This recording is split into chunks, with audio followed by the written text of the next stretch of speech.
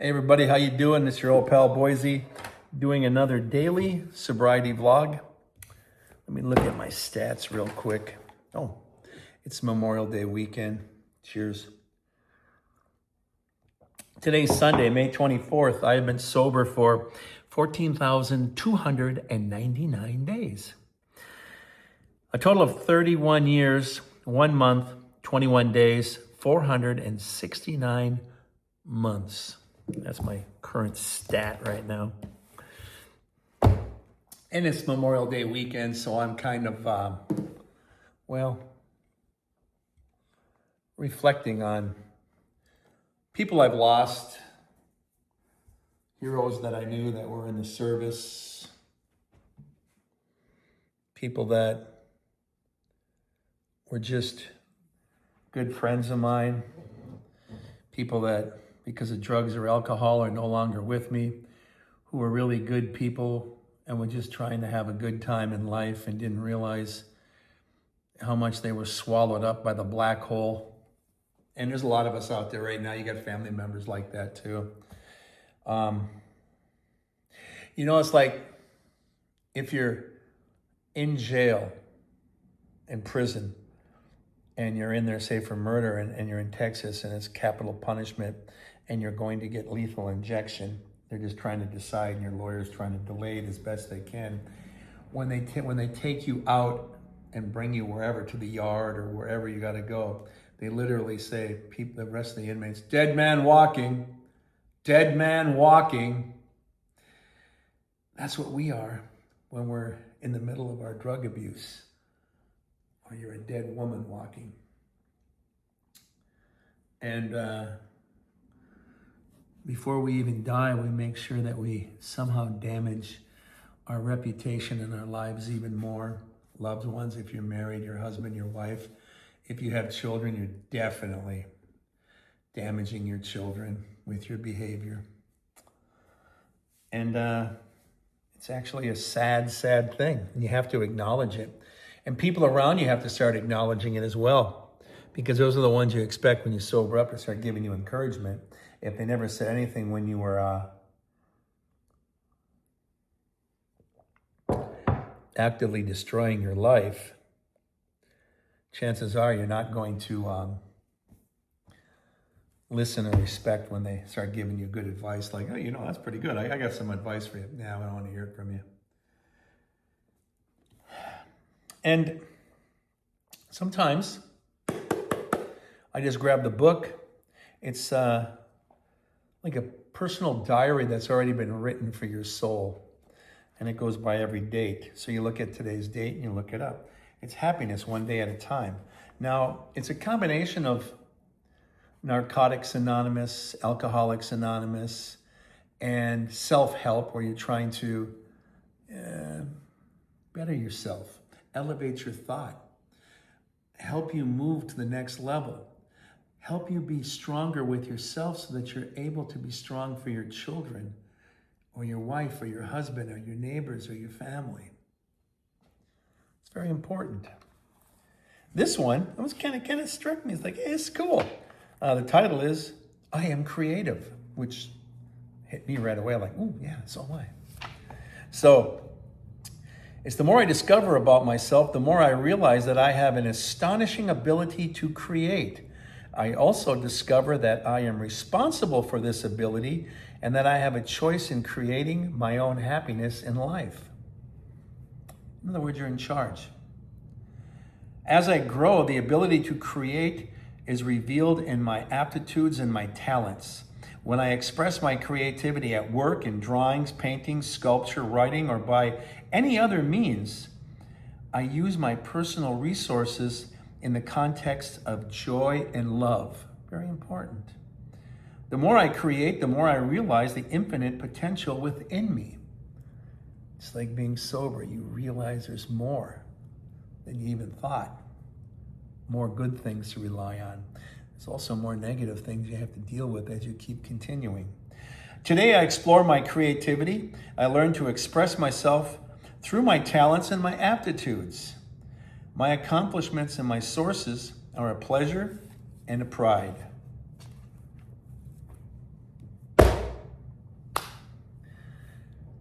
I like that. It means a lot. It says a lot. And I don't mean that I am a good painter. I am not. Better drawer than a painter. But still, I took art class where they let me know that I wasn't quite good enough to be a complete artist, where an artist just will draw lines. And all of a sudden there's a shoulder and a nose and a face. And I'm like, I draw the outline. You're not supposed to do that. So I was very restricted with my expression on paper, but they could still see that I was trying to express something within me. My favorite thing was in art class, I think it was the 8th grade. Yeah, 8th grade in Washington Junior High School downtown. At the school I got bused to, we had an art class. And of course, art teachers are cool, right? So it's like, hey kids, you got some records and vinyl records to bring in, because there was no CDs back then. 8-track, but he didn't have an 8-track player. And reel to reel, he didn't have that, but the vinyl, the record player he had. Cheers. Bring an album in. We'll do it, we'll have it playing. You know, not overtaking the room, but a nice background and something to enjoy while you're releasing your creativity. Very clever of them. Cheers. Me, well, at that time, I still enjoy this artist, but I was very heavily into Elton John. And the new record at the time, kids, was Goodbye Yellow Brick Road, the double album, which is considered still his masterpiece. And kind of like his version of Fleetwood Mac's Rumors, that type of thing. It's that big album, or like the Beatles' White Album or Abbey Road, what have you, Revolver, Rubber Soul. The Beatles have quite a few actually, but so does Elton. But this was a big landmark album. We played it because it was a double record. We played it all week, and I painted the cover of Elton John stepping into the ripped poster, like going into the wall on the Yellow Brick Road, magical, just like, you know, Dorothy and the Wizard of Oz and the Yellow Brick Road and whatnot. And later on, you know, even like Harry Potter, they had a certain special way to get into that land.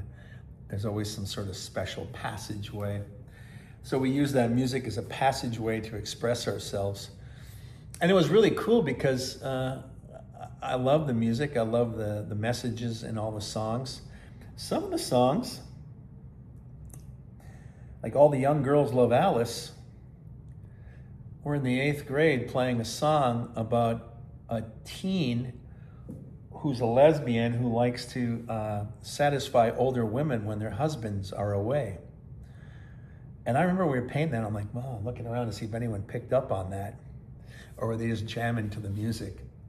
Or just picking, a lot of people don't listen to the verses, they listen to the chorus, you know? Oh, all the young girls love Alice because she's so popular, yeah. Jamaican Jerk Off, nobody caught that either. So it's quite fun, actually. I'm a social disease. I'm a genuine example of a social disease. And remember the inside of the album, the art, everything had an art drawing of it. It was Elton John drinking out of a bottle. Well, I hadn't started drinking then. I had to pull off my dad's beer every now and then at a party, but it wasn't something that I was pursuing. I was too busy listening to music and trying to figure out what the world was like through all the emotions and stories that I was hearing, and wondering what kind of adventures I would have when I got older. God help me, buckle your seatbelts. So it was a rough ride. Let's see, that would be the 8th grade, huh? I was 13. So in there 5-6 years is when it really took off. And the drugs and alcohol were the lubricant, and then the accelerant that blew up my life and ripped me to shreds. And luckily enough, didn't kill me, and then painfully enough, I had to rebuild myself day by day, brick by brick. Rebuild your whole inner structure, your home, the wall, because you blew everything to smithereens. And it was always funny because I remember the album The Wall by Pink Floyd, and they're building the wall through the songs to keep you away so that I'm back here safe and you're over there away from me, and I'm protected by this wall. And we do have these walls with our family and friends and whatnot.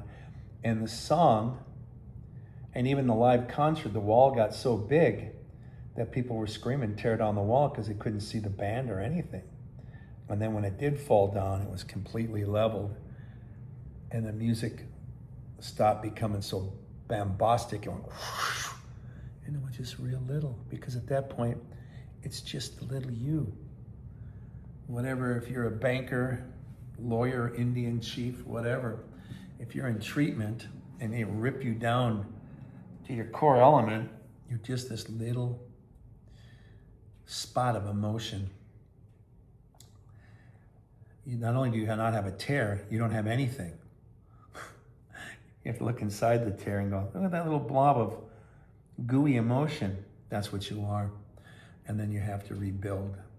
And it takes time, it takes effort, a lot of blood, sweat, and tears. It's a long, hard journey. It's like if you want six-pack abs, you gotta do more than one sit-up, and more than one sit-up every day. Anything that's worth having takes time and effort. Relationships, to be a good musician, to be a good writer, to be a good actor, to be a good comic. Time, effort, lots of failure. Take note of your failure. Try to use that little saying that it's not a failure if you learn from it. It's still painful, it's still awkward, it's still embarrassing, it still hurts. Trust me, even though you're turning it into something else, it's painful. Of course it is. It's emotion. Even as I'm describing this to you, you might be thinking of some things that are painful for you as well. And it's only natural that we experience that pain. It's only natural that sometimes we try to avoid it. But if you're a sober person and you're dealing with honesty, well, you don't have that luxury of ignoring the obvious. You need to make sure that you are ready to go. You are ready to do these things. You are ready to roll up your sleeves and do the hard work. Hard work. I say that all the time. But it is hard work. But life is hard work. Even having fun can be work. Maybe not so hard, but it's still work. It's still an effort. It's still a movement. You're moving forward. You're doing something. You're enacting something in your life, and it's important. It's important that you take things seriously. I had one thing. It was kind of interesting. I'm going to pull up this question. Sometimes questions are just people trying to figure out things. There's no right or wrong. But it was interesting. They said, what are good things to say to someone who's sober? Congratulations. I'm proud of you. I'm so happy that you're taking care of yourself. You are strong. I'm happy that you're doing well. You're inspiring. You deserve to be happy. You are deserving of a happy and a healthy life. Keep fighting. Okay. In other words, just say what's on your mind. Don't repeat things like that. You sound mechanical. Things not to say. And I'm like, what not to say to someone who's sober? Nothing. Don't say nothing. Don't ignore them. They'll notice that. But in here, they actually have, I have a friend that's in recovery. Why would you not want to hear that? Great. How long has he been sober? You have a conversation. If someone like me is in a situation, I'm having a conversation with you. Literally, I go to parties and I literally have someone say, you're in recovery, aren't you? Yeah. How long have you been sober? 39 years. Jesus Christ, really? I got a friend that's been sober for 2. Yeah. Do you do these drugs and alcohol when you're around him? Because he's kind of new at this. Well, I don't try to. That's not the answer that I was looking for. You don't try to. I don't try to shit my pants, but hey, what if I do? These kind of words people say to each other, that's what I mean. It's like, I don't understand why you wouldn't say something to somebody that, hey, you're doing great. I know someone in recovery. It's a conversation piece. What are you trying to say? That I'm the only one here that can't handle his alcohol? Yeah, obviously, because you're in recovery. And if you're that defensive with your recovery, then yeah, you're still baby steps. You don't belong at the party. Cheers. Even if it's your own birthday party, you don't belong there. Because you're in a weakened condition. And you're going to definitely step in it, as they say. But, talking to people, I didn't know you were going through this. What's wrong with saying that? They said, do not say this in this article. Why would you not? I didn't know you had an issue. How long ago did you become sober? 39 years. I think I'm going to keep that a secret. I don't expect confetti being blown out of a cannon and people start marching. Where's the marching band? Didn't someone call the high school? No. But even if I've been sober for 2 years, it's like, wow, congratulations. Some people can't keep their job for 2 years. Some people can't drive their car for 2 years without crashing it on their own with their own fault, not being hit, but them not paying attention. This one I always get a kick out of, that you shouldn't say, I understand how you feel. Of course you would. Even if you're using right now, you would definitely understand how I feel. Because when I'm talking about that hole in my soul, you're actually actively filling it right now. You're trying to numb your emotions with Coke and a little booze right now. A little Coke and brandy to take it down. Yeah, I don't feel so insecure anymore. I don't feel like I'm the low man on the totem pole in my personal family, even though I'm the oldest and eldest son. I feel like my mom really loves me and my dad encourages me, even though no one ever says anything to me about anything. I feel much better. I wish I were doing better in my job, but fuck my job. I'm feeling pretty good right now. Hey, let's have some fun. Hey, someone put on some Boston. Everyone likes that album. And we do. The great thing is I can enjoy it sober. Now the thing is, I go to parties and my compliment to people from people are like this. My God, how long you been sober? Jesus, you're having more fun than I am. Yeah. And when you hit rock bottom, you know who to call, right? You think I'm there yet? No, I think you want to dig a little deeper knowing you. You're a hard head. Some people slam into rock bottom and figure they can still go a little further because they want to continue what they know best. Cheers. Keep doing the drugs and drinking. The family hasn't been destroyed enough yet. Your life hasn't been destroyed enough yet. Your reputation has not been completely ruined yet. There's still some more to go. But when you're doing that, you're basically clutching for straws and you're soon to go underwater. Your head's about to go underwater and you're going to drown. And that means you're going to lose your way of life, and you're going to lose a lot of things. You might even lose your life, and then you don't have to even worry about being sober. I don't see too many dead men getting high. So these are the realities of things.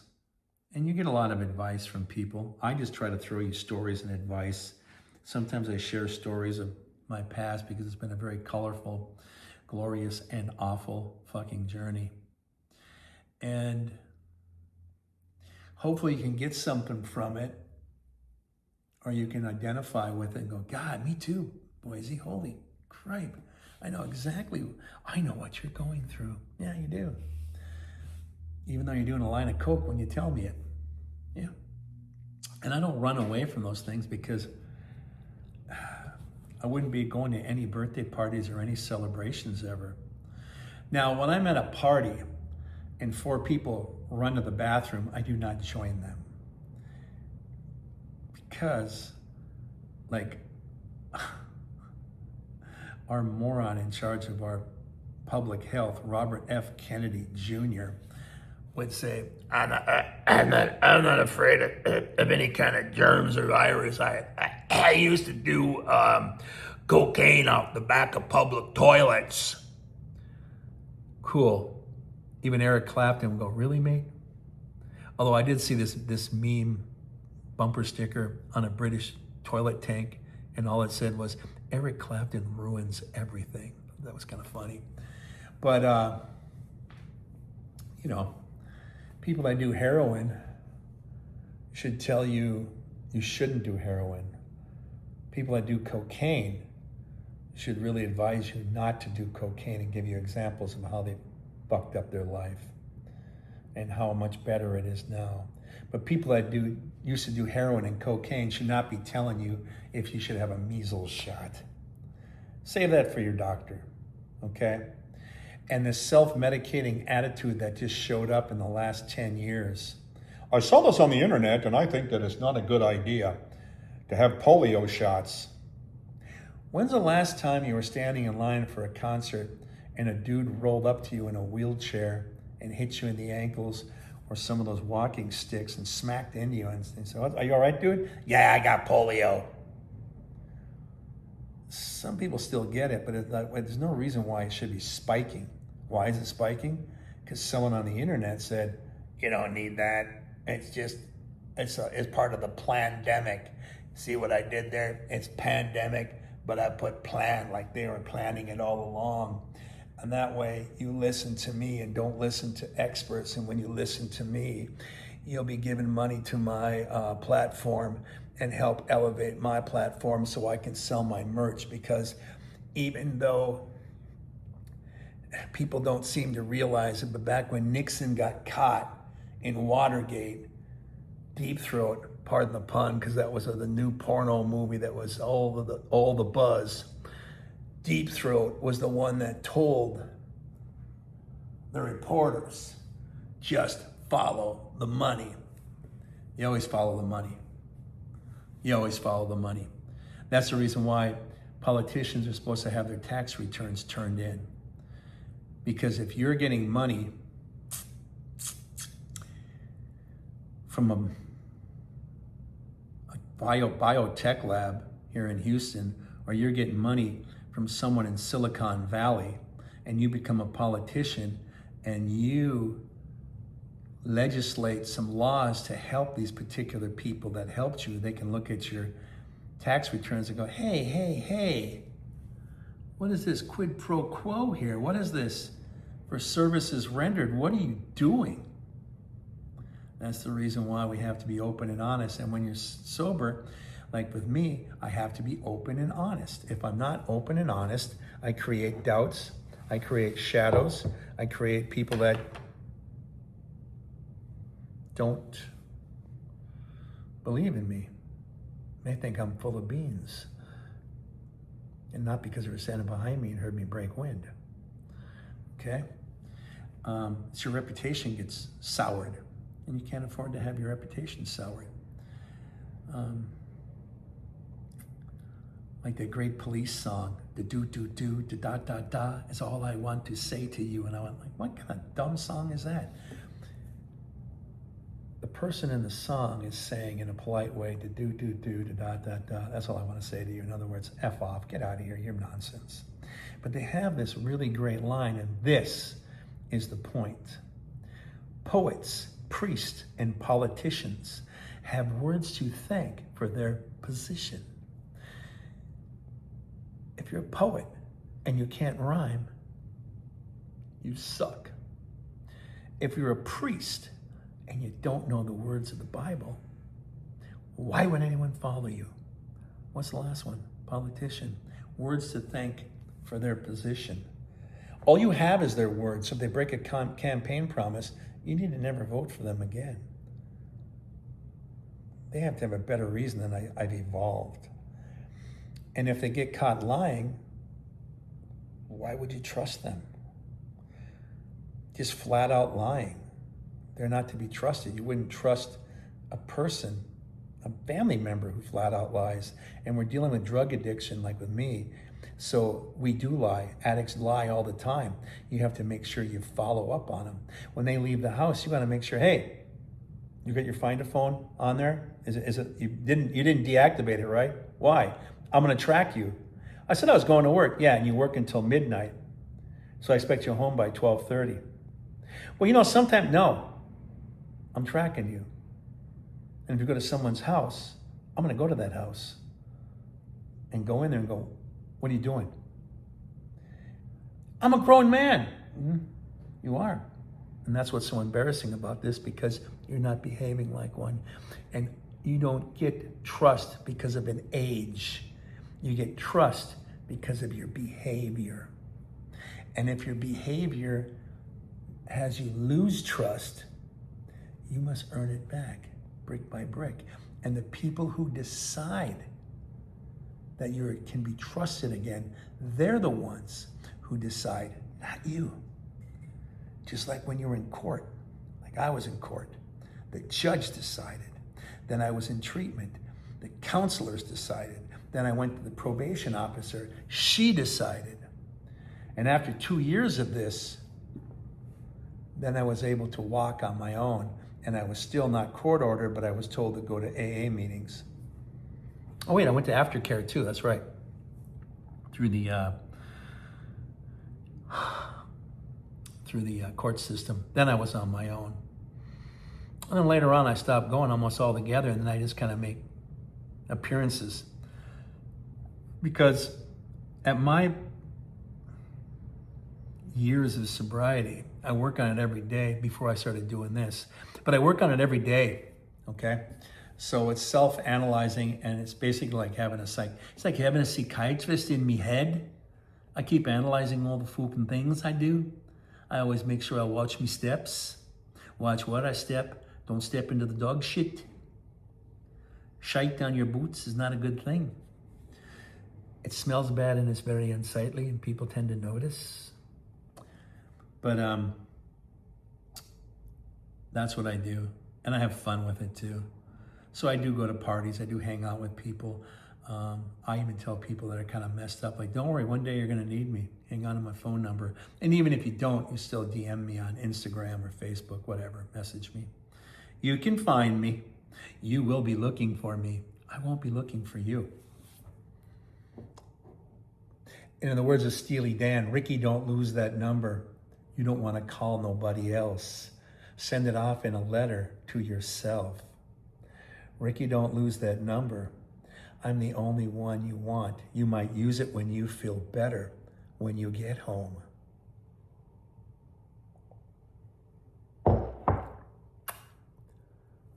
Usually their lyrics are pretty perverted, so that was pretty straight up with them. Anyways, happy Sunday. Sunday, May 24th. I've been sober for 14,299 days. 39 years, 1 month, 21 days. Hey. And I've been sober for 469 months. Astonishing. Let us know how you're doing with your sobriety and your comments. Find some friends that are online that are in the comments down below. Share with them. This is a community. It's an outreach program, but it's a community. And it's in the beginning stages. We're just doing baby steps out of self. We'll get along. We're just fine. Later on, we'll keep ascending and keep climbing and keep going. But it's not a matter of me to have just numbers. It's a matter of me to reach people. And I think it's very important. I try to lead by example, always have. And when you're sober and you're trying to be open and honest and sober as you possibly can, you have to lead by example. So with that, I thank you. And of course, in the words of Ringo, peace and love, everybody. Peace and love. And I can't help it. I got to come over this way. There he is. There's Ringo right there behind John. Peace and love off Cross Abbey Road. But thank you. Thank you for coming along. I do appreciate it. From the bottom of my heart to everybody out there, I'm telling you, you spend time with me. It means a lot. Bottom of my heart to the top of my soul. I thank each and every one of you. I see you. I see you. Until the next daily sobriety vlog, I love you. Good luck. Keep going. Keep pushing forward because you are a leader. See you later.